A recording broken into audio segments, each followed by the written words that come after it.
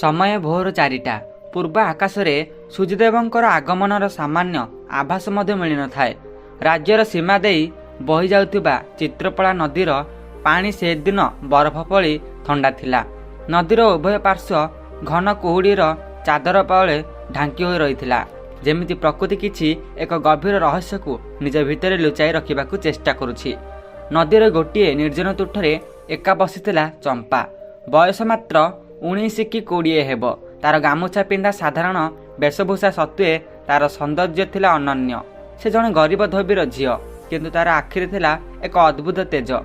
राजमहल आसीथिबा विराट कपड़ा गदा को से खूब जत्नर सह सफा करुथिला। पथर उपरे ओदा कपड़ा कचाड़िबार धपधप शब्द से निश्चल सकाळर नीरवता को भंग करुथिला। हठात चंपा अटकी गला। नदीर अपर पार्श्वरू किछि अस्वाभाविक शब्द सुबिला।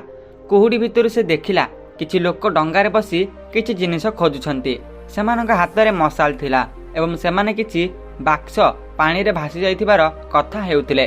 चंपा भयरे पथर आड़ुआଳରେ लुचिगला। से बुझी पारिला जे एमाने साधारण लोक नुहंती, कारण एते भोर समय रे केवल चोर किंबा षड्यंत्रकारी माने ही एपरि बुली थांती। किछि समय पर सेमाने चालीगले। चंपा पुणी निज काम रे मन देला। से राजांकर मुख्य सेनापति वीरभद्रंकर एक विराट मखमल कोट बा अंगरखा सफा करुथिला। कोटटी खूब ओजनिया थिला एवं सेथिरे अनेक गुड़िया पकेट थिला। जेतेबेले से कोटटी को पानी रे बुड़ाई टेकी आनिला, हठात गोटिए गुप्त पकेट्रु एक छोट कन्नाखंड खसी पड़िला। चंपा आश्चर्य होई से कन्नाखंड को उठाई आनिला। यह साधारण कागज नथिला, बरम एक विशेष प्रकार रेशम कपड़ा थिला। पानी लागिबा मात्रे सेथिरे लेखा जाउथिबा अक्षर गुड़िक नाली रंगर उज्जवल हो उठुथिला। सत्य जेमिति केही रक्तरे से चिठी लिखिछि। चंपा पाठशाला जाई नथिले मध्य अक्षर चिन्हिबार सामान्य ज्ञान तार थिला।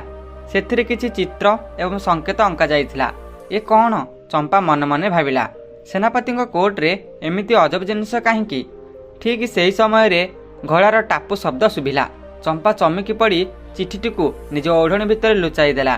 कुहुड़ी चिरी जड़े युवक घोड़ारू ओह्लाइले। से जड़े साधारण सैनिकर भेषरे थिले। मुहरे धूली जमुला, किंतु तांकर शरीर गठन एवं आखिर तेज कहूला जे से कौन साधारण व्यक्ति नुहंती। से थिले छद्मवेशी राजकुमार अभिमन्यु। अभिमन्यु नदी पाखक आसी पानी पीवा बाहाना कले, किंतु तांकर तीक्ष्ण नजर चंपा उपरे थिला। से लक्ष्य करथिले जे झीटी किछि गोटाए लुचाइबाकू चेष्टा करुछि। हे युवती, अभिमन्यु गंभीर स्वर में पचारिले, तुमे एही पानी रू कौन पाइल? चंपा भୟରେ थरी उठिला। तार हृदय स्पंदन बढ़ीगला। सेनापतिंकर क्रूरता विषय से शुणिथिला। जदि एही सैनिक सेनापतिंकर लोक होइतांती, से मुंड नुआई कहिला, किछि नाई महाशय, मु केवल मोर साबुन खंडक खोजुथिली। अभिमन्यु तांका आखिरे आखि मिसेइले। से जानिथिले झीटी मिछ कहूछि, किंतु तार भयभीत चेहरा देखि से जोर जबरदस्ती कले नाही। अभिमन्यु चेतावनी देबा परी कहिले, ए नदी कूल आजिकाली निरापद नुहे। जहाँ भी पाइछ ताहा विपद डाकी आनीपारे। एतिकी कही से घोड़ारे बसी चलीगले, किंतु बहुत दूर गले नाही। से जानिथिले राज्य विरुद्ध चलीथिबा षड्यंत्रर सूत्र एई धोबी झील पाखरे अछि। सेदिन चंपार मन बहुत अस्थिर रहिला। से बारंबार सेही रक्तरंजित कपड़ा खंड को देखुथिला। सेथिरे एक मानचित्र परी किछि अंका जाइथिला। संध्या हेबा पूर्वरु से काम सारे घर को फेरिबाकू बाहारुथिला। तार घर गाँ मंड जंगल पाखरे थिला। संध्यार अंधकार नई आसुथिला। जंगल रास्तार जाउथिबा बेले चंपा अनुभव कला जे केही ताको अनुसरण करुछि। सुखिला पत्र उपरे पाद शब्द शुभुथिला। से जोर रे पाद पकाइला। हठात पछरु एक छाई आसी ता बाट अटकाई देला। चंपा चित्कार करबाकू जाउथिला, किंतु युवक जनक तुरंत तार पाटिरे हाथ देई अटकाई देले। से सेही सखाळार सैनिक राजकुमार अभिमन्यु थिले। चुप, अभिमन्यु फिसफिस करी कहिले, मु तुमर शत्रु नुहे, किंतु जे माने से जिनिसटी को खोजुछंदी सेमाने तुमको जीवन रे मारिदेवे। चंपा तांका हाथ छिंचाड़ी देई पछको घुंचीगला। आपण किए? मो पछरे काहींकी पड़िछंती? से साहस संचय करी पचारि देला। अभिमन्यु निजर खंडा को तले थोई देले, जहाद्वारा चंपा विश्वास करिबो जे से आक्रमण करबाकू आसी नाहंती। मु राज्यर जण सेवक। मु जाने सेनापतिंक कोर्टरू तुमे किछि पाइछ। सेथिरे राज्यर भविष्यत लुचि रहिछि। दयाकरी मते विश्वास कर। चंपा युवक आखिरे एक अद्भुत सत्यता देखिला। से आज पर्यंत अनेक सैनिक देखिछि जो माने गरीबों को अत्याचार करती, किंतु ए युवक ବ୍ୟବହାର ନର୍ମତା ଥିଲା। ସେ ଶାନ୍ତରେ ରହି ଶେଷରେ ନିଜ ଅଣ୍ଟାରୁ ସେ କପଡ଼ା ଖଣ୍ଡିକ କାଢ଼ି ଦେଖାଇଦେଲେ। ଅଭିମନ୍ୟୁ ସେ କପଡ଼ାକୁ ଦେଖି ଚମକି ପଡ଼ିଲେ। ହେ ଭଗବାନ, ଏହା ତ ରାଜମହଲର ଗୁପ୍ତ ସୁଡ଼ଙ୍ଗର ନକ୍ସା। ସେହି ବିଡ଼ବିଡ଼ି ହୋଇ କହିଲେ, ସେନାପତି ବିଦ୍ରୋହୀମାନଙ୍କୁ ରାଜମହଲ ଭିତରକୁ ଆଣିବା ପାଇଁ ଏହି ରାସ୍ତା ବ୍ୟବହାର କରିଛନ୍ତି। ଜଙ୍ଗଲ ମଝିରେ ଏକ ପରିତ୍ୟକ୍ତ ପୁରୁଣା ଶିବ ମନ୍ଦିର ଥିଲା। ନିରାପଦ ସ୍ଥାନ ଭାବି ଅଭିମନ୍ୟୁ ଓ ଚମ୍ପା ସେଠାରେ ବସି ରହିଲେ। ନକ୍ସାକୁ ଭଲ ଭାବରେ ପଢ଼ିବାକୁ ଚେଷ୍ଟା କରିଲେ। ମନ୍ଦିରର ଭଙ୍ଗା ଦ୍ୱାର ଦେଇ ଜହ୍ନର ଆଲୋକ ଆସି ସେମାନଙ୍କ ମୁହଁରେ ପଡ଼ୁଥିଲା। ଏଠାରେ ଦେଖ, ଅଭିମନ୍ୟୁ ଆଙ୍ଗୁଠି ଦେଖାଇ ବୁଝାଇଲେ। ଏହି ଲାଲ ଚିହ୍ନଟି ରାଜାଙ୍କର ଶୋଇବା ଘର ପାଖରେ ଥିବା ଏକ ବନ୍ଦ କୂଅକୁ ସୂଚାଉଛି। ଏହି ବାଟେ ଶତ୍ରୁମାନେ ପଶିବେ। ଚମ୍ପା ଧ୍ୟାନର ସହ ଦେଖିଲା ଏବଂ କହିଲା, କିନ୍ତୁ ସୈନିକ ମହାଶୟ, ଏଠାରେ ଆଉ ଏକ ଚିହ୍ନ ଅଛି, ଯାହା ନଦୀ କୂଳର ସେ ପୁରୁଣା ବରଗଛ ପାଖରେ ଶେଷ ହୋଇଛି। ମୋ ବାପା କୁହନ୍ତି ସେଠାରେ ବହୁତ ସାପ ରୁହନ୍ତି।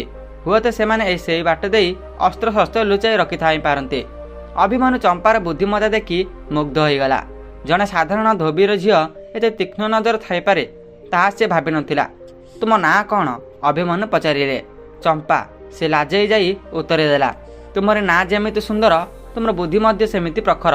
ଚମ୍ପା ଅଭିମନ୍ୟୁଙ୍କ କଣ୍ଠରେ ପ୍ରଶଂସା ଭରି ରହିଥିଲା। ସେହି ନିର୍ଜନ ମନ୍ଦିରରେ ବିପଦର ଛାୟା ତଳେ ଦୁଇଟି ହୃଦୟ ପରସ୍ପରର ନିକଟର ହେଲେ। ଅଭିମନ୍ୟୁ ନିଜର ରାଜ ପରିଚୟ ଦେଲେ ନାହିଁ। ସେ ନିଜକୁ ରାଜାଙ୍କର ଜଣେ ବିଶ୍ୱସ୍ତ ଗୁପ୍ତଚର ବୋଲି ପରିଚୟ ଦେଇଥିଲେ।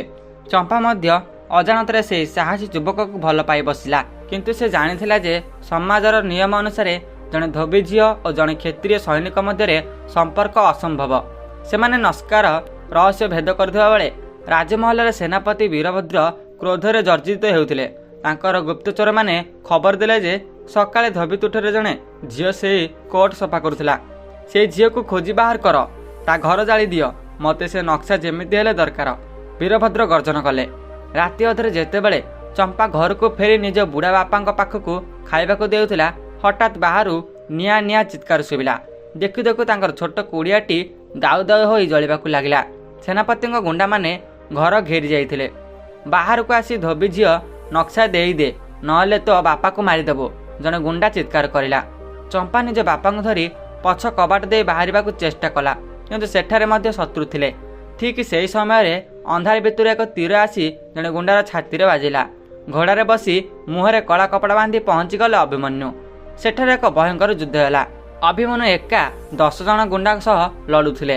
ତାଙ୍କ ଖଣ୍ଡାର ଚାଳନା ବିଜୁଳି ପରି ଥିଲା। ସେ ଚମ୍ପା ଏବଂ ତାଙ୍କ ବାପାଙ୍କୁ ଘୋଡ଼ା ଉପରେ ବସାଇ ସେଠାରୁ ଦ୍ରୁତ ଗତିରେ ବାହାରିଗଲେ। କିନ୍ତୁ ଏହି ଲଢ଼େଇରେ ଶତ୍ରୁର ଏକ ଖଣ୍ଡା ଚୋଟ ଅଭିମନ୍ୟୁଙ୍କ ବାହୁରେ ବାଜିଥିଲା। ଜଙ୍ଗଲର ଗଭୀର ଅଞ୍ଚଳରେ ଥିବା ଏକ ସୁରକ୍ଷିତ ଗୁମ୍ଫାରେ ସେମାନେ ଆଶ୍ରୟ ନେଲେ। ଅଭିମନ୍ୟୁଙ୍କୁ ବାହୁରୁ ରକ୍ତ ବାହୁଥିଲା। ଚମ୍ପା ବ୍ୟସ୍ତ ହୋଇ ନିଜ ଓଢ଼ଣୀ ଚିରି ତାଙ୍କ କ୍ଷତ ସଫା କରିବାକୁ ଲାଗିଲା। ଯେତେବେଳେ ସେ ରକ୍ତ ସଫା କରୁଥିଲେ, ଅଭିମନ୍ୟୁଙ୍କ ଡାହାଣ ବାହୁରେ ଥିବା ଏକ ବିଶିଷ୍ଟ ଚିହ୍ନ ଉପରେ ଚମ୍ପାର ନଜର ପଡ଼ିଲା। ଏହା ଥିଲା ଏକ ସୁବର୍ଣ୍ଣ ସିଂହ ଓ ପଦ୍ମର ଚିତ୍ର, ଯାହା କେବଳ ରାଜ ପରିବାରର ସଦସ୍ୟମାନଙ୍କ ପାଖରେ ଖୋଦିତ ହୋଇଥାଏ। ଚମ୍ପା ହାତରୁ କପଡ଼ା ଖସି ପଡ଼ିଲା।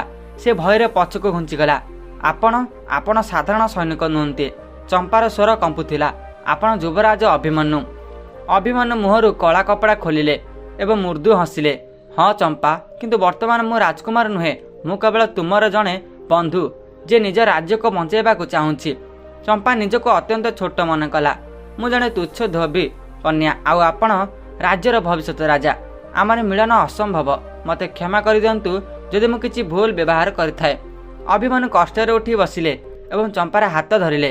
ଶୁଣ ଚମ୍ପା, ଜାତି ମଣିଷକୁ ବଡ଼ କରେ ନାହିଁ, କର୍ମ ଓ ସାହସ ମଣିଷକୁ ମହାନ କରିଥାଏ। ଆଜି ତୁମେ ଯାହା କରିଲ ତାହା ଜଣେ ମହାରାଣୀଙ୍କ ଠାରୁ ମଧ୍ୟ ଅଧିକ। ତୁମ ବିନା ମୁଁ ଏହି ଷଡ଼ଯନ୍ତ୍ର ବିଷୟରେ ଜାଣିପାରିନଥାନ୍ତି। କିନ୍ତୁ ସମୟ କମ୍ ଥିଲା। ନକ୍ସା ଅନୁସାରେ ଆସନ୍ତାକାଲି ଅମାବାସ୍ୟା। ସେହି ରାତିରେ ହିଁ ସେନାପତି ରାଜାଙ୍କୁ ହତ୍ୟା କରିବାର ଯୋଜନା କରିଛନ୍ତି। ଅମାବାସ୍ୟାର ଘନ ଅନ୍ଧାର ରାତି। ରାଜମହଲ ନିଷ୍ପଦ ଥିଲା। ସମସ୍ତେ ଶୋଇଯାଇଥିଲେ। କେବଳ ସେନାପତି ବୀରଭଦ୍ର ଏବଂ ତାଙ୍କର ବିଦ୍ରୋହୀ ସୈନ୍ୟମାନେ ଗୁପ୍ତ ସୁଡ଼ଙ୍ଗ ଦେଇ ରାଜମହଲ ଭିତରକୁ ପ୍ରବେଶ କରୁଥିଲେ। ଅନ୍ୟପଟେ ଅଭିମନ୍ୟୁ ଆହତ ଥିବାରୁ ପୁରା ଶକ୍ତି ଲଗାଇ ପାରୁନଥିଲେ। ଚମ୍ପା ଏକ ସାହସିକ ନିଷ୍ପତ୍ତି ନେଲା। ସେ ନିଜର ଶାଢ଼ୀ ବଦଳାଇ ଏକ ପୁରୁଷ ସୈନିକର ପୋଷାକ ପିନ୍ଧିଲା ଏବଂ ହାତରେ ଏକ ଛୋଟ ଖଣ୍ଡା ଧରିଲା। ମୁଁ ଆପଣଙ୍କ ସହ ଯିବି, ସେ ଦୃଢ଼ କଣ୍ଠରେ କହିଲା। ଦୁହେଁ ମିଶି ଅନ୍ୟ ଏକ ଗୁପ୍ତ ରାସ୍ତା ଦେଇ ରାଜାଙ୍କ ଶୋଇବା ଘରେ ପହଞ୍ଚିଗଲେ। ସେମାନେ ପରଦା ପଛରେ ଲୁଚି ରହିଲେ। କିଛି ସମୟ ପରେ ଘରର ଚଟାଣ ଖୋଲିଗଲା ଏବଂ ସେନାପତି ବୀରଭଦ୍ର ନଙ୍ଗା ତରବାରୀ ଧରି ଉପରକୁ ଉଠିଲେ। ସେ ସିଧା ରାଜାଙ୍କ ଶଯ୍ୟା ଆଡ଼କୁ ଗଲେ। ରାଜା ଗାଢ଼ା ନିଦରେ ଶୋଇଥିଲେ। ଯେମିତି ସେନାପତି ଖଣ୍ଡା ଉଠାଇ ଯାଆନ୍ତି ଖାପ୍ କରି ଏକ ଶବ୍ଦ ହେଲା। ଅଭିମନ୍ୟୁଙ୍କ ଖଣ୍ଡା ସେମାନଙ୍କ ଖଣ୍ଡାକୁ ଅଟକାଇ ଦେଇଥିଲା। ବିଶ୍ୱାସଘାତକ ତ, ଅଭିମନ୍ୟୁ ଗର୍ଜନ କଲେ। ସେନାପତି ଚମକି ପଡ଼ିଲେ। ତୁମେ ଜୀବିତ ଅଛ? ଏହା କହି ଯୁଦ୍ଧ ଆରମ୍ଭ କରିଲେ। ସେନାପତି ଖୁବ୍ ଶକ୍ତିଶାଳୀ ଥିଲେ ଏବଂ ଅଭିମନ୍ୟୁ ଆହତ ଥିଲେ। ଧୀରେ ଧୀରେ ସେନାପତି ଅଭିମନ୍ୟୁଙ୍କ ଉପରେ ଭାରି ପଡ଼ିଲେ। ଅଭିମନ୍ୟୁଙ୍କ ହାତରୁ ଖଣ୍ଡା ଖସିଗଲା। ସେନାପତି ହସି ହସି ଅଭିମନ୍ୟୁଙ୍କୁ ହତ୍ୟା କରିବାକୁ ଆଗେଇ ଆସିଲେ। ଠିକ୍ ସେହି ମୁହୂର୍ତ୍ତରେ ଚମ୍ପା ନିଜର ବୁଦ୍ଧି ଖଟାଇଲା। ସେ ପାଖରେ ଥିବା ଏକ ବିରାଟ ଓଜନିଆ ମଖମଲ ପରଦାର ଦଉଡ଼ିକୁ କାଟିଦେଲା। ବିରାଟ ପରଦାଟି ସିଧା ସେନାପତିଙ୍କ ଉପରେ ପଡ଼ିଲା ଏବଂ ସେ ସେଥିରେ ଗୁଡ଼ାଇ ହୋଇଗଲେ। ଏହି ସୁଯୋଗ ନେଇ ଅଭିମନ୍ୟୁ ନିଜ ଖଣ୍ଡା ଉଠାଇ ସେନାପତିଙ୍କ ବେକରେ ଲଗାଇଦେଲେ। ସେତିକିବେଳକୁ ରାଜା ଉଠି ପଡ଼ିଥିଲେ ଏବଂ ରାଜମହଲର ସାକ୍ଷୀମାନେ ଦୌଡ଼ି ଆସିଲେ। ପରଦିନ ସକାଳ ରାଜଦରବାରରେ ଭର୍ତ୍ତି ଲୋକ। ବିଦ୍ରୋହୀମାନଙ୍କୁ ବନ୍ଦୀ କରାଯାଇଛି। ରାଜା ସିଂହାସନରେ ବସିଛନ୍ତି। ତାଙ୍କ ଡାହାଣ ପାଖରେ ଯୁବରାଜ ଅଭିମନ୍ୟୁ ଏବଂ ବାମ ପାଖରେ ଛିଡ଼ା ହୋଇଛି ଚମ୍ପା। କିନ୍ତୁ ଆଜି ସେ ସୈନିକ ବେଶରେ ନୁହେଁ, ବରଂ ନିଜର ସାଧାରଣ ବେଶରେ। ଯେତେବେଳେ ସମସ୍ତେ ଜାଣିଲେ ଯେ ରାଜ୍ୟକୁ ବଞ୍ଚାଇଥିବା ଝିଅଟି ଜଣେ ଧୋବି କନ୍ୟା, ସଭାରେ ଗୁଞ୍ଜରଣ ସୃଷ୍ଟି ହେଲା। କିଛି ରକ୍ଷଣଶୀଳ ମନ୍ତ୍ରୀ ବିରୋଧ କଲେ। ମହାରାଜ ଜଣେ ଶୂଦ୍ର କନ୍ୟା ରାଜମହଲର ଅନ୍ତଃପୁରରେ ପ୍ରବେଶ କରିବା ଅପରାଧ, ଜଣେ ମନ୍ତ୍ରୀ କହିଲେ। ଏକଥା ଶୁଣି ଅଭିମନ୍ୟୁ କ୍ରୋଧରେ ଆଗକୁ ଆସିଲେ। ଯଦି ଏହି ଧୋବି ଝିଅ ନଥାନ୍ତେ ତେବେ ଆଜି ଏ ସିଂହାସନରେ ଆପଣମାନଙ୍କର କଟା ମୁଣ୍ଡ ଗଡ଼ୁଥାନ୍ତା। ରକ୍ତର ପରିଚୟ ଅପେକ୍ଷା ନିଷ୍ଠାର ପରିଚୟ ବଡ଼। ସେ କେବଳ ଲୁଗା ସଫା କରନ୍ତି ନାହିଁ, ସେ ଆମ ରାଜ୍ୟର କଳଙ୍କ ମଧ୍ୟ ସଫା କରିଦେଇଛନ୍ତି। ରାଜା ଧୀରେ ଧୀରେ ସିଂହାସନରୁ ଉଠିଲେ। ସମସ୍ତେ ଚୁପ୍ ହୋଇଗଲେ। ରାଜା ଚମ୍ପା ପାଖକୁ ଆସିଲେ। ଚମ୍ପା ଭୟରେ ମୁଣ୍ଡ ନୁଆଇଁ ଛିଡ଼ା ହୋଇଥିଲା। ରାଜା ନିଜ ଗଳାରୁ ବହୁମୂଲ୍ୟ ମୁକ୍ତାମାଳା କାଢ଼ି ଚମ୍ପା ବେକରେ ପିନ୍ଧାଇ ଦେଲେ। ଆଜିଠାରୁ ତୁମେ କେବଳ ଧୋବି କନ୍ୟା ନୁହେଁ, ତୁମେ ଏ ରାଜ୍ୟର ବୀରଙ୍ଗନା। ତୁମର ସାହସ ଆଗରେ ଆମେ ଋଣୀ। କାହାଣୀର ଶେଷରେ ରାଜା ସିଧାସଳଖ ବିବାହ କଥା ଘୋଷଣା କଲେ ନାହିଁ, କିନ୍ତୁ ସେ ଅଭିମନ୍ୟୁଙ୍କ ଆଡ଼କୁ ଚାହିଁ ମୁରୁକି ହସିଲେ ଏବଂ ଚମ୍ପାର ବାପାଙ୍କୁ ରାଜକୀୟ ସମ୍ମାନ ଦେବାକୁ ଆଦେଶ ଦେଲେ। ଅଭିମନ୍ୟୁ ଚମ୍ପା ପାଖକୁ ଆସିଲେ। ଦରବାରର ଭିଡ଼ ଭିତରେ ଦୁହିଁଙ୍କ ଆଖି ମିଳିଲା। ନଦୀ ତୁଠରୁ ଆରମ୍ଭ ହୋଇଥିବା ସେହି ଅଜଣା ସମ୍ପର୍କ ଆଜି ରାଜସିଂହାସନ ପାଖରେ ପୂର୍ଣ୍ଣତା ପାଇଥିଲା। ପ୍ରେମ କେବଳ ରକ୍ତ କି ଜାତି ଦେଖେ ନାହିଁ, ଦେଖେ ତ୍ୟାଗ ଓ ସାହସ।